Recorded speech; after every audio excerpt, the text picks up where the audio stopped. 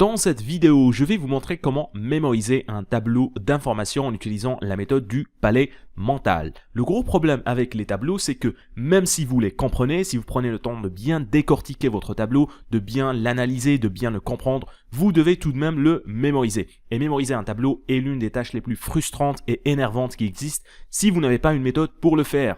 Dans cette vidéo, je vais vous montrer comment convertir votre tableau en une série d'images et placer ces images dans votre palais mental. Comme toujours, nous allons avoir besoin d'un exemple et voici l'exemple que nous allons utiliser pour illustrer ce principe. Je sais que c'est un tableau relativement facile. Dans la suite de la vidéo, je vais vous montrer comment faire ça pour un tableau encore plus complexe.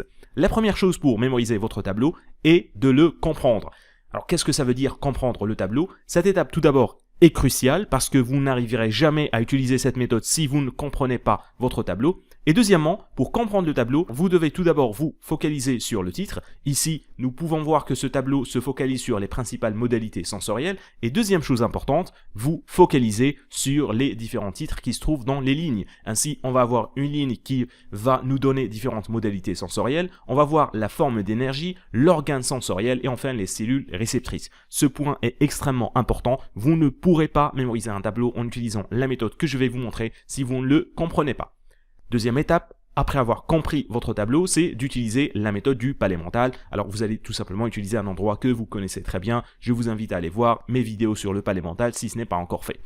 On va imaginer qu'on veut mémoriser notre tableau dans la cuisine. Notre objectif ici sera de placer toutes les informations de ce tableau qui seront converties en images dans cette image-là, donc dans cet endroit-là. On va commencer par convertir les informations importantes en images. Je vais vous montrer comment on va faire ça pour la première ligne. Nous avons vision que je vais convertir en image. Pour vision, je vais utiliser l'image de lunettes, ça me fait penser à vision. Pour électromagnétique, je vais utiliser l'image d'un micro-ondes. Encore une fois, chaque personne aura une image différente. Celle qui m'est venue en tête et celle qui me parle le plus, c'est micro-ondes pour représenter électromagnétique. Pour œil, je vais utiliser l'image de yeux, donc des yeux. Alors, je ne vais pas convertir rétine en image parce que je vais m'en rappeler automatiquement. Pour photorécepteur, je vais tout simplement utiliser l'image d'un appareil photo. On va revenir à notre cuisine maintenant et comme je l'expliquais, ce qu'on va essayer de faire, c'est de placer ces images selon leur ordre dans le tableau. Je vais commencer par placer les lunettes en haut, à gauche, comme vous le voyez ici. Je vais placer le micro-ondes au milieu, comme vous le voyez ici. Je vais placer les yeux ici et enfin, je vais placer l'appareil photo ici. Et je vais m'imaginer debout au milieu de la cuisine. Je vois les lunettes, donc je me dis que c'est vision. Vision, c'est quoi? C'est la modalité sensorielle. On revient au point, donc au premier point de cette vidéo qui disait que vous devez tout d'abord comprendre le tableau. Je vais voir après qu'il y a un énorme micro-ondes posé au milieu, donc en haut de la cuisine, tout au milieu. Donc ça me rappelle électromagnétique. Et électromagnétique, ça a un rapport avec la forme d'énergie. L'organe sensoriel, ce sont les yeux, plus particulièrement la rétine, même si on ne l'a pas converti en image. Et enfin, les cellules réceptrices, ce sont les photorécepteurs parce que nous avons utilisé un appareil photo. Je vais vous montrer le même exemple plutôt un autre exemple pour la deuxième ligne, la sensibilité aux infrarouges. Ici, je vais tout simplement convertir infrarouge en image et je vais précisément me focaliser sur rouge. Je vais imaginer qu'il y a des crayons rouges posés à ce niveau-là de la cuisine. Alors regardez que j'ai placé la lunette pour vision ici, les crayons rouges ici pour sensibilité aux infrarouges. Si j'avais envie de mémoriser température, je vais placer par exemple un thermomètre ici et pour sensibilité électrique, je peux placer une prise électrique en bas. C'est le principe de la mémorisation de tableaux en utilisant la méthode du palais mental. Pour électromagnétique, je ne vais pas trouver une nouvelle image, je vais utiliser une nouvelle fois l'image du micro-ondes. Je peux par exemple imaginer qu'il est tombé d'en haut et qui se trouve maintenant ici.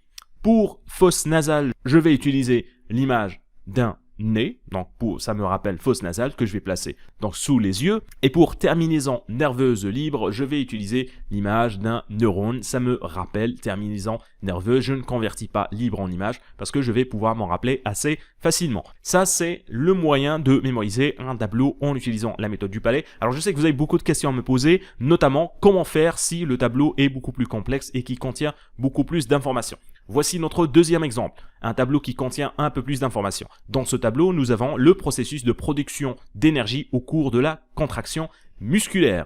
Vous avez une nouvelle fois différentes informations.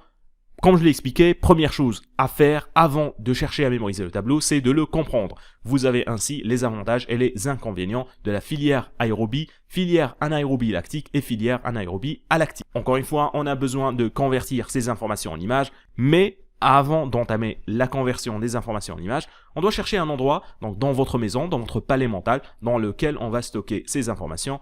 On va ici, par exemple, imaginer qu'on veut les stocker dans la salle de bain. On va commencer par la filière aérobie, comme j'ai fait tout à l'heure. Alors, aérobie, ça veut dire oxygène. Ce que je vais faire, c'est que je vais tout simplement imaginer une bouteille d'oxygène posée à côté de la porte de la salle de bain. Pour les avantages, je ne vais pas convertir avantages et inconvénients en images. Les titres, je ne les convertis jamais en images. C'est pour ça que la phase de compréhension est cruciale. Utilise tous les substrats. Ici, je vais utiliser une image. Je vais symboliser cette information en imaginant le symbole de recyclage, parce que quand on recycle, on est en train d'utiliser tous les substrats. Pour rentable, je vais utiliser l'image d'argent. Produits terminaux non toxiques. Alors là, je vais utiliser une image assez bizarre. Je vais utiliser l'image d'un produit toxique, mais je vais me dire à moi-même que c'est produits terminaux non toxiques et non pas toxiques, bien que je vais utiliser une image qui va me rappeler toxique. Passons maintenant aux inconvénients. Nous avons puissance limitée. Puissance, ça me fait penser à un moteur. Limité, ça me fait penser à une limitation de vitesse. Je réunis les deux en une seule et unique image. Je vais imaginer que sur le miroir, il y a un moteur sur lequel est attaché un limitateur de vitesse.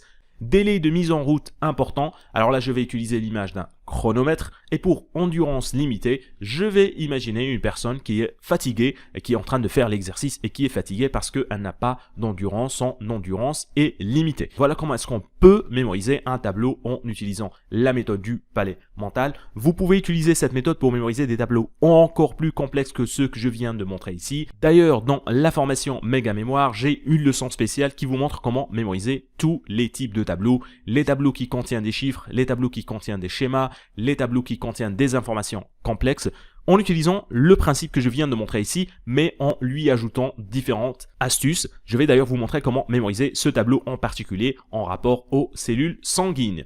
Et si ce n'est pas encore fait, je vous invite à aller rejoindre l'une des formations gratuites. Vous trouverez le lien en bas dans la description. Choisissez le type d'information que vous voulez mémoriser, cliquez sur commencer et vous allez recevoir votre série de vidéos. Avec ça, on arrive à la fin de cette vidéo. Comme toujours, n'oubliez pas de me laisser vos avis et commentaires. Abonnez-vous à la chaîne si ce n'est pas encore fait. Partagez cette vidéo avec vos amis si vous pensez qu'elle peut leur être utile.